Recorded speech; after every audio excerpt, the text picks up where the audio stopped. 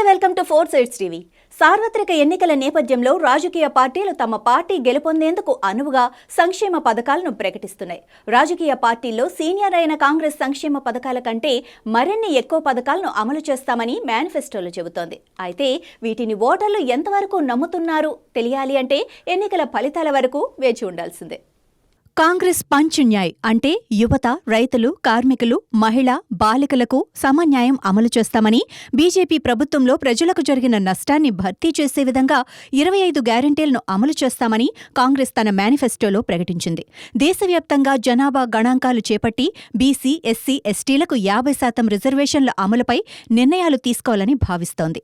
అలాగే ప్రతి పేద కుటుంబానికి ఏడాదికి 1,00,000 ట్రాన్స్ఫర్ చేయటం, రైతులు పండించిన పంటకు కనీస మద్దతు ధర చెల్లించటం, ఆరోగ్య సంరక్షణ కోసం ప్రతి ఒక్కరికి 25 లక్షల ఆరోగ్య బీమా కల్పించటం వంటి పథకాలను కాంగ్రెస్ అమలు చేస్తామని ఓటర్లకు చెబుతున్నారు. అలాగే అప్రెంటిస్షిప్ విద్యార్థులకు ఏడాదికి 1,00,000 రూపాయలు చెల్లిస్తామని, ప్రభుత్వ ఉద్యోగాలకు దరఖాస్తు ఫీజు లేకుండా చేస్తామని కాంగ్రెస్ హామీ ఇస్తోంది. వాళ్ల హామీలు ఎంతవరకు ఫలితాలను ఇస్తుందో వేచి చూడాల్సిందే.